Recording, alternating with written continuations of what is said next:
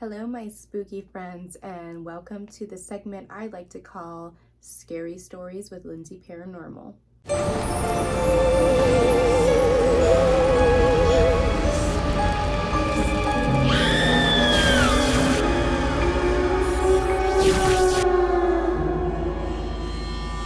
So today I'm going to be talking about what happened at the old jail in St. Augustine.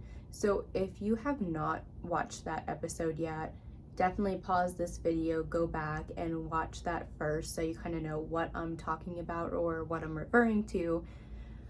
So yeah, something really dark happened after we left that jail. So as you know, I went investigating with my mom and my sister. This is their first ever paranormal experience that they've ever had. They've never gone ghost hunting. They're not into that stuff like I am. But of course they are very supportive of me and they wanted to come along and just experience it and kind of see what happens. So we were on a trip to St. Augustine for my sister's birthday. She lives in Florida, but it's like 3 hours from her. So we had a whole trip planned, and one of the main events was going to this old haunted jail at night to have a full investigation. So how it's set up there, there is other people allowed with you. So there was maybe like, I can't remember, maybe like 10 or 15 people. Nobody in there was very experienced. They were all new to this. I think I was the only one that was really a seasoned vet, if you want to call it that. I did bring my own equipment, even though they had stuff available there. So that was cool that they provided like thermal guns and all kinds of stuff. Anyway, so the second we got into that jail, it was dark, like negative. I felt it very, very strongly. And the second we walked into the cell block, the main cell block, I heard something right away. I was like, oh, it's going down. Like, there's energy in here. And from the beginning, my mom was really getting affected. She was terrified. I know she probably didn't want to be there, but she is the best mom and she wanted to be there to support me. So she made it through. But all night she kept saying like things felt like they were touching her, and she kept jumping and yelling, and she was getting really affected. Not that anyone else wasn't, but she was getting the most of it.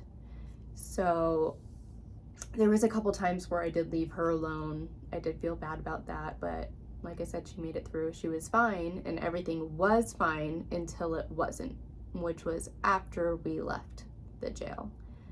So we were staying in an Airbnb, and we got back to the Airbnb. We were exhausted after this investigation. Like, we all passed out right away. My room was kind of on the other side of the house, and my sister's room she was staying in was a little bit closer to my mom's. I had passed right out, and apparently after that, my sister heard like groaning and grunting noises coming from my mom's room, and she was alone. So my sister proceeds to go into the room and see if she's okay. And my mom was apparently saying like, help, help, help me. And my sister was at this point like, are you medically okay? Like, are you having a heart attack? Like, what is going on? And my mom couldn't even get words out. She just was trying to say, help, help me. And she was having extreme sleep paralysis. And that is not common for her. I don't think she's ever experienced that. And if she did, she has not anytime recently. And she was in a lot of fear. So my sister eventually got her out of that and then kind of just went back to sleep. So I brushed that off as, okay, maybe we were stressed out. Maybe it just affected her in the way that she started having a nightmare. And I didn't think it was a big deal until the second night after the jail. The second night after the jail, or whenever we got back to my sister's house, we weren't at the Airbnb anymore. We're staying at my sister's house in Florida. So that night it got really interesting. So I was sleeping with my boyfriend in the guest room, my sister and her husband in one room, and my mom in the separate guest room. And I just started dozing off, and I think I had just fallen asleep, and I heard the door to my bedroom open, and I kind of jumped up, and my mom was just coming at me like pretty fast. Like she's like walking towards the bed, and I jumped up and I'm like, oh my God, like, what are you doing? Like, what's going on? And she didn't say a word, just slowly backed out, went out of the room and closed the door.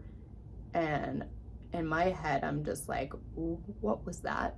That was strange. My mom doesn't just come into my room, like, unless she had to tell me something, but didn't say a word, just left. So I tried to go back to sleep. I was very tired. And at that point, I heard my mom in the living room area by the kitchen having a full-blown conversation. And it's late. I don't know. It's maybe 2 or 3 in the morning. So in my head, I'm thinking, who is she talking to? Is my sister up too? That's weird. I'll give it a minute. So I give it a couple minutes. I still hear a whole conversation going on, but only from one person. I only hear my mom talking. I don't hear anyone responding back. So I'm getting a little concerned at this point. So I'm like, okay, let me get up, see what's going on, see who's awake or what the situation is. So I walk out into the living room.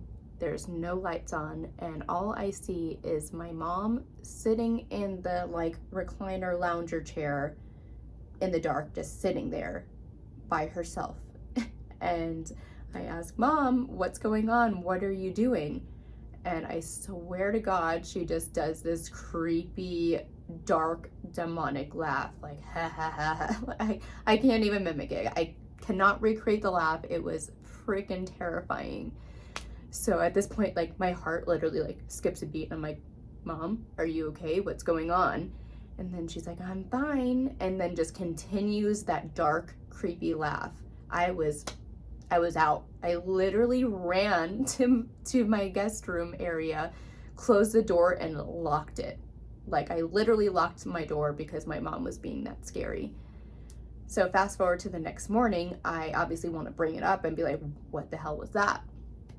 So when I asked my mom, she had no recollection of any of that. She remembers going to sleep and that's it. So she had a full-blown sleepwalking episode. And again, she does not sleepwalk. That is not a common thing for her. That's never happened. So that, at this point, I'm concerned. I'm like, okay, we might be dealing with an attachment here. So, you know, I told my sister, cleanse her house. I don't know what's going on. I've never really experienced this myself. Like, I've brought things home, or spirits or energy home with me plenty of times, but never to the point where it's part of me and making me sleepwalk and do these scary things. So I was really concerned for my mom, and at that point I felt bad for even bringing her on this ghost hunt, because I'm like, oh my God, like, you got the worst of this. Like, this is not very common. So after that, she said that she didn't know of anything happening, but then again, she didn't remember sleepwalking, so there's that.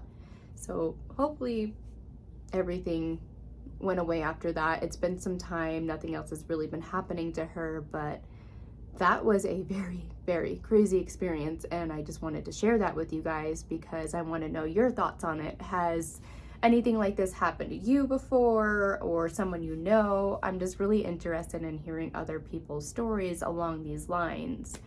So that's all for today. Thank you guys for listening to my scary stories, and I'll see you next time.